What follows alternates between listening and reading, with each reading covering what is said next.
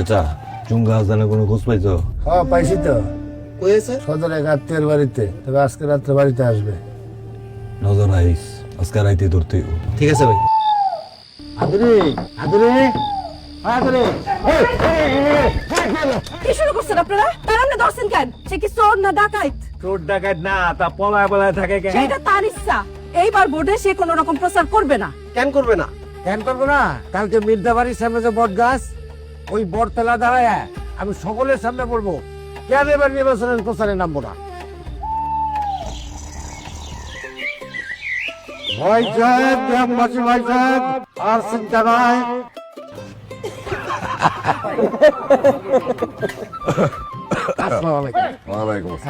আপনারা সবাই জানেন মজুরির বিনিময়ে এই চুঙ্গা ফুটা প্রচার প্রচারণা চালাই, কিন্তু আমার সেই গুণ কখনো কখনো ভালোর সাথে মন্দ ডেকে আনে।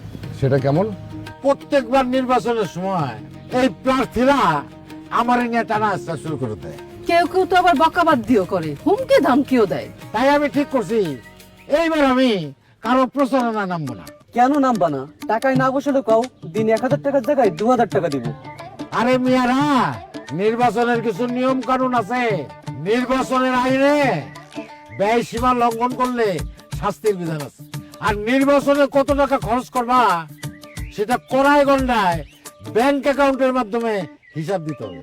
এইবার কিন্তু নির্বাচনে পোস্টার ছাপানো যাবে না। তাই নাকি? আরো আছে, কত বড় কয়টা ব্যানার বানাবা, সেগুলো কিভাবে লাগাবা, নির্বাচনী যে প্রতীক সেই প্রতীকটি কত বড় করে বানাবা সেটাও নির্বাচন আচরণ বিধিতে লেখা আছে। প্রচারে জীবন্ত প্রাণী ব্যবহার করা যাবে না, গেট বা তোরণ এইটা বানানো যাবে না, আলোক সজ্জাও করা যাবে না। তুমি এত সব জানলা কি করে? এবার যে কয়দিন আমি গা ঢাকা দিয়ে উপজেলার সদরে ছিলাম, তার মধ্যে আমি উপজেলা নির্বাচন অফিসে গিয়েছিলাম। সেখান থেকেই আমি নির্বাচনের আচরণ বিধি সম্পর্কে জেনেছি। তার সাথে আমি একটু আমার মতো করে রঙ্গরসের অলংকারে সাজিয়ে নিয়েছি, নাম দিয়েছি ভোট বার্তা। শুনবেন চাচা? অবশ্যই শুনবো। এখন তো আসলে রক্ত হয়ে গেছে। হ্যাঁ মাগরিবের পরে সবাই মিলে বসি, কি কও তোমরা?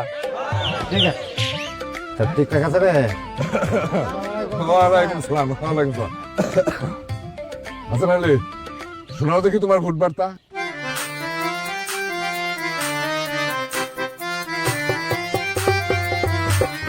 আরে নির্বাচন কমিশন যখন তফসিল করবে জারি, নিয়ম কানুন জেনে নেবে তখন তাড়াতাড়ি। ভুল করলে কুল হারাবে, পাবে না তো ক্ষমা, বিধি মতো মনোনয়ন দিতে হবে জমা। প্রতিটি বরাদ্দ পেলে তারপর থেকে প্রচার শুরু করতে হবে বিধি মনে রেখে। ক্ষমতার বাহাদুরি হুমকি ধামকি মানা, তেমন হলে শাস্তি হবে সাথে জরিমানা।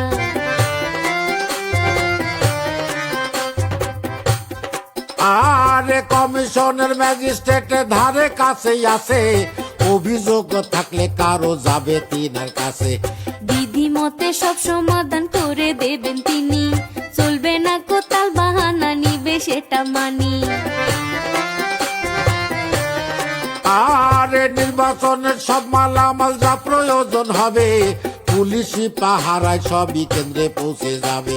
ভোটার হলে ভোটের দিনে ভোট কেন্দ্রে যাবে, সব নিয়ম বিধি মেনে সবার ভোট দিতে হবে। এইবার শোনেন, ভোট দেবেন কিভাবে সবাই ভালো করে শুনবেন, বিশেষ করে যারা এবার নতুন ভোটার হয়েছে। আরে ভোট কেন্দ্রে ভোট দিতে যাবেন আপনি যখন, নাম পরিচয় ভোটার নাম্বার জানতে চাবে তখন।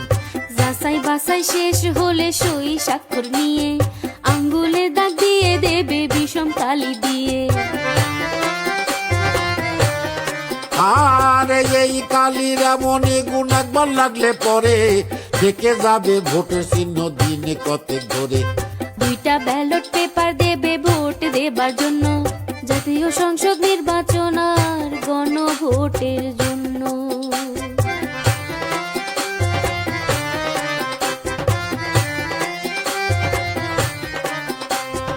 আরো দেবে সিল মোহর কালি থাকবে তাতে চলে যাবেন গোপন ঘরে কেউ না দেখে যাতে মার্কা দেখে সংসদের ভোট দেবে নিসাজা এটা আপনার অধিকার মনে রাখবেন তা গণভোটের মতো জানাবেন হ্যাঁ কিংবা না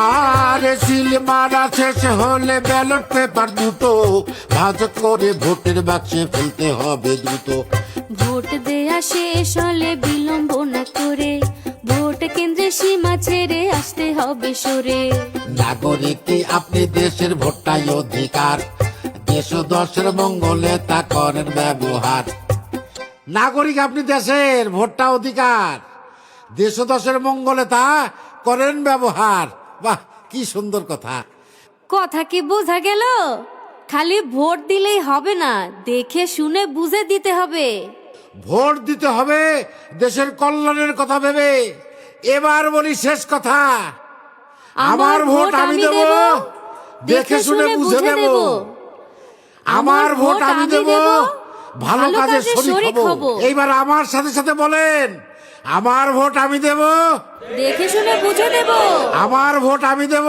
ভালো কাজে শরীক হব হ্যাঁ